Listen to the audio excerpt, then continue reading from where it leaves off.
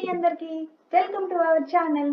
ఈరోజు సెషన్లో మనం అల్గారిథం గురించి తెలుసుకుందామండి. అల్గారిథం మనకి ఎలా అవసరము అండ్ ఎక్కడెక్కడ యూజ్ చేస్తారు, అప్లికేషన్స్ ఏంటి, advantages, disadvantages and one example కూడా చూసేద్దామండి ఈరోజు సెషన్లో. ఇంకెవరైనా సబ్స్క్రైబ్ చేసుకోకపోతే సబ్స్క్రైబ్ చేసుకుని పక్కనే ఉన్న బెల్ ఐకాన్ని క్లిక్ చేసేయండి. ఓకే, ఇంక లేట్ చేయకుండా సెషన్లోకి వెళ్ళిపోదాం. First algorithm. అల్గారిథం అంటే ఏంటి అని అంటే మనకి ఒక ఫైనైట్ వెల్ డిఫైన్డ్ స్టెప్స్ ఉంటాయండి. ఒక ప్రాబ్లమ్ని సాల్వ్ చేయడం కోసం మనం కొన్ని స్టెప్స్ అంటే ఫైనైట్ అంటే కౌంట్ చేయగలిగిన అనమాట. మనం కౌంట్ చేయగలిగిన స్టెప్స్ అనేవి యూజ్ చేసి డిజైన్ చేసుకుంటాం అనమాట ఒక అల్గారిథం అనేది.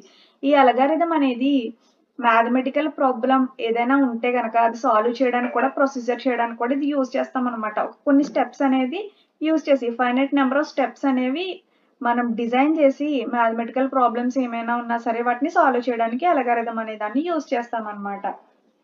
అయితే నీడ్ ఫర్ అల్గారిథమ్స్, అల్గారిథం మనకి ఎందుకు అవసరం అనేది చూసినట్టయితే ఏదైనా కాంప్లెక్స్ ప్రాబ్లం ఉన్నప్పుడు, కష్టమైన ప్రాబ్లం ఏదైనా ఉన్నప్పుడు దాన్ని ఎఫిషియెంట్గా ఎఫెక్టివ్గా సాల్వ్ చేయడం కోసం మనం అల్గారిథం అనే దాన్ని యూజ్ చేస్తామండి.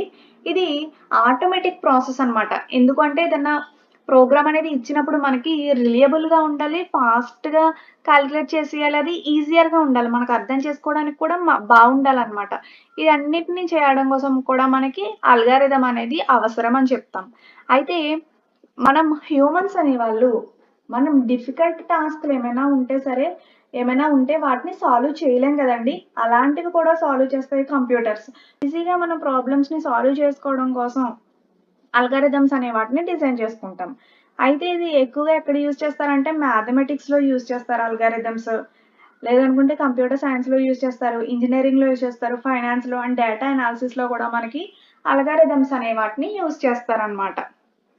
Next use of algorithms. అసలు అల్గారిథమ్స్ ఎక్కడెక్కడ యూజ్ చేస్తారో చెప్పాం కదా, ఎలా యూజ్ చేస్తారు, ఏమేమి టాపిక్స్లో యూజ్ చేస్తారు అనేది చూసేద్దాం. చూడండి, ఫస్ట్ కంప్యూటర్ సైన్స్. కంప్యూటర్ సైన్స్లో ఎక్కడ యూజ్ చేస్తారు అంటే ప్రోగ్రామింగ్లో యూజ్ చేస్తారు, సింప్లీ సార్టింగ్ ఏమైనా ఉంటే దానిలో యూజ్ చేస్తారు, లేదనుకుంటే ఆర్టిఫిషియల్ ఇంటెలిజెన్స్లో యూజ్ చేస్తారు, మెషిన్ లెర్నింగ్లో యూజ్ చేస్తారు. మన ఫర్ ఎగ్జాంపుల్ ఆర్టిఫిషియల్ ఇంటెలిజెన్స్ అంటే రోబోటిక్స్ ఉన్నాయండి.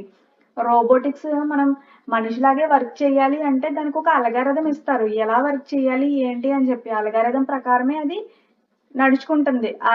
అది అంతా కూడా డిజైన్ చేయబడి ఉంటుంది అల్గారిథంలోనే.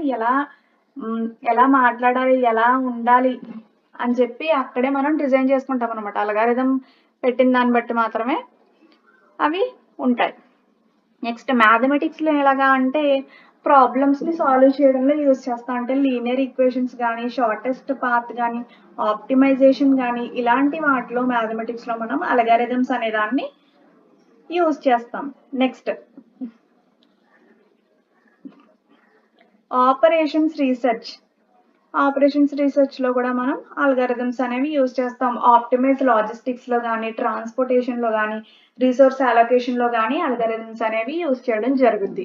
నెక్స్ట్ ఆర్టిఫిషియల్ ఇంటెలిజెన్స్కి వచ్చేసినప్పటికీ power intelligent system for tasks అనమాట. అంటే ఇమేజ్ రికగ్నైజేషన్.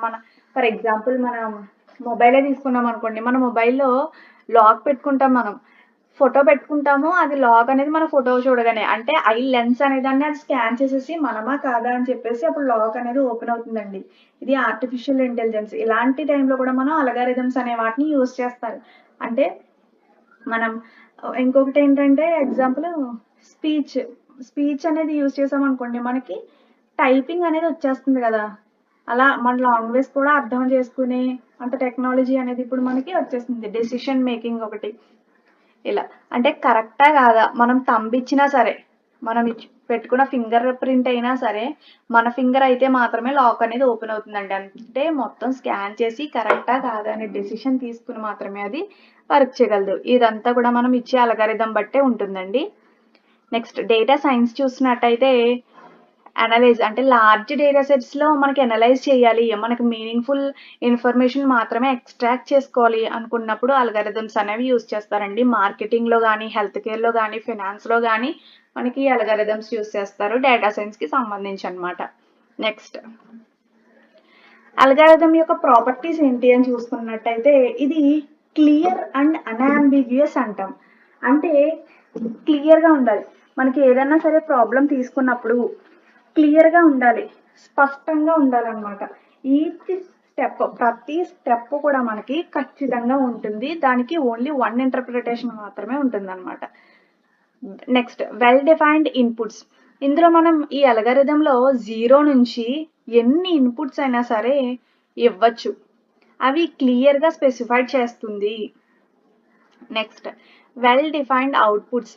ఇది ఏంటంటే మనం ఇచ్చిన ఇన్పుట్ ఏదైనా సరే ప్రతి దానికి కూడా ఒక అవుట్పుట్ అనేది ఇస్తుంది. అట్లీస్ట్ వన్ అవుట్పుట్ అయినా సరే ఇస్తుంది అనమాట. ఇది కూడా క్లియర్గా డిఫైన్ చేస్తుంది. నెక్స్ట్, ఫైనైట్నెస్.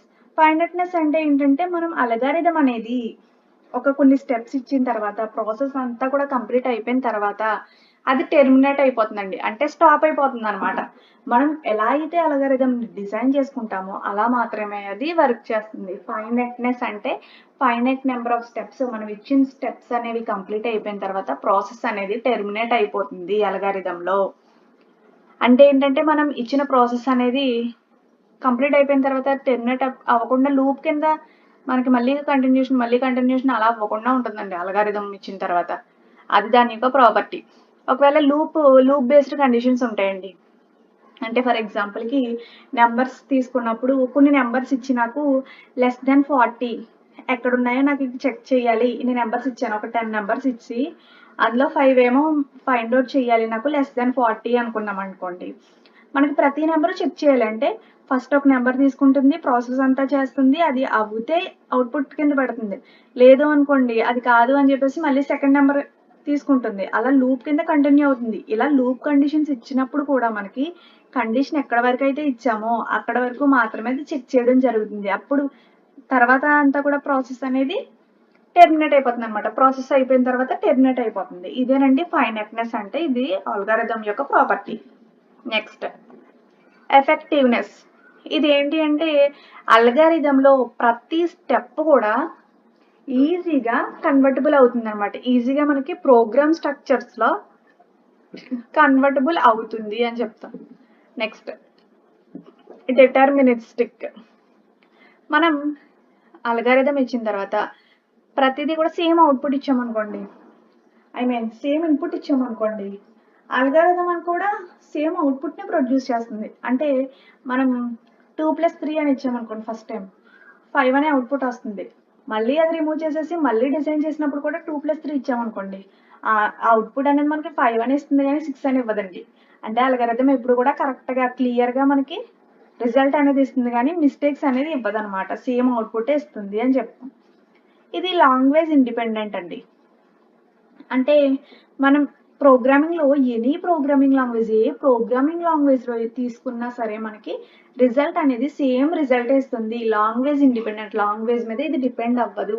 నేను ఇప్పుడు సిలో ఇచ్చాను అనుకోండి, రిజల్ట్ ఒకటే ఇస్తుంది. అదే జావాలో రాసాను అనుకోండి ప్రోగ్రామ్, సేమ్ అవుట్పుట్ వస్తుంది. పైథాన్లో రాసిన సేమ్ అవుట్పుట్ వస్తుంది. అంటే ఏ లాంగ్వేజ్ యూజ్ చేసి నేను కోడ్ రాసినా సరే మనకి అల్గారిథం డిజైన్ చేసినా మనకి రిజల్ట్ అనేది సేమ్ వస్తుందండి. Next, advantages of algorithm. Advantages ఏంటి అంటే ప్రతి ప్రాబ్లంకి కూడా మనకు ఒక సొల్యూషన్ అనేది ప్రొవైడ్ చేసేయగలదు. ఎర్రర్స్ ఏమన్నా ఉంటే, లాజికల్ ఎర్రర్స్ ఏమన్నా ఉంటే అది ఈజీగా ఐడెంటిఫై చేసి రిమూవ్ చేసేయగలదంటండి. ఇది ఈ రెండు కూడా అడ్వాంటేజెస్. నెక్స్ట్, డిసడ్వాంటేజెస్ ఏంటి అంటే ఒక లార్జ్ అల్గారిథం ఇచ్చేసాం అనుకోండి, అది ఫ్లో అవుతున్నప్పుడు దాన్ని బ్రేక్ చేయడం చాలా డిఫికల్ట్ అనమాట. అంటే అల్గారిథం పెద్దది ఇచ్చేసి మనం స్టార్ట్ చేస్తాం అనుకోండి అల్గారిథం చేయమని, అప్పుడు కంప్యూటర్ అనేది ఫ్లో అనేది కంటిన్యూ అవుతుంది. ప్రోగ్రామ్ అనేది స్టార్ట్ చేసేసింది రన్ చేయడం, దాన్ని మధ్యలో బ్రేక్ చేయడం అనేది డిఫికల్ట్ సిచ్యువేషన్ అనమాట. ఇంకోటి ఏంటంటే విజువల్ రిప్రజెంటేషన్ ఉండదు ఇందులో. ప్రోగ్రామ్లో మనకి ఫ్లో చార్ట్లో అయితే విజువల్ రిప్రజెంటేషన్ ఉంటుంది, ఇందులో విజువల్ రిప్రజెంటేషన్ అనేది ఉండదు. కాబట్టి లాజిక్ అనేది అర్థం చేసుకోవడం కొంచెం కష్టంగా ఉంటుంది అనమాట. ఇవి దీని యొక్క డిసడ్వాంటేజెస్. నెక్స్ట్, ఒక ఎగ్జాంపుల్ చూసేద్దామండి. ఎడిషన్ ఆఫ్ 2 నెంబర్స్ అనమాట.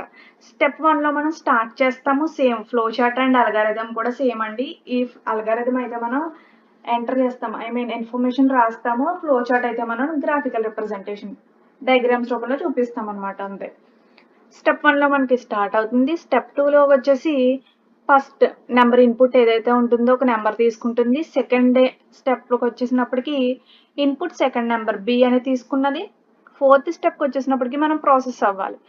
Set sum is equal to A plus B. Sum అనే దాంట్లో ఏ ప్లస్ బి ఎంతైతే ఉంటుందో రిజల్ట్ అనేది అందులోకి ఇన్సర్ట్ అవ్వాలి సమ్లోకి. నెక్స్ట్ సమ్లోకి ఇన్సర్ట్ అయిపోయిన తర్వాత ప్రింట్ సమ్ ఏదైతే ఉందో అది ప్రింట్ అయిపోయి నెక్స్ట్ స్టాప్ అయిపోతుంది అనమాట. ఇలా మనం అల్గారిథం అనేది రాసుకుంటాం అనమాట. ఇది ఒక సింపుల్ ఎగ్జాంపుల్ అండి. దట్స్ ఇట్ అండి. అల్గారిథం గురించి అందరికీ అర్థమైందని అనుకుంటున్నాను. ఇఫ్ ఇన్ కేస్ అర్థం కాకపోతే మళ్ళీ బ్యాక్ వెళ్ళి మళ్ళీ చూడండి, అర్థమవుతుంది. ఓకేనండి. Thank you for watching.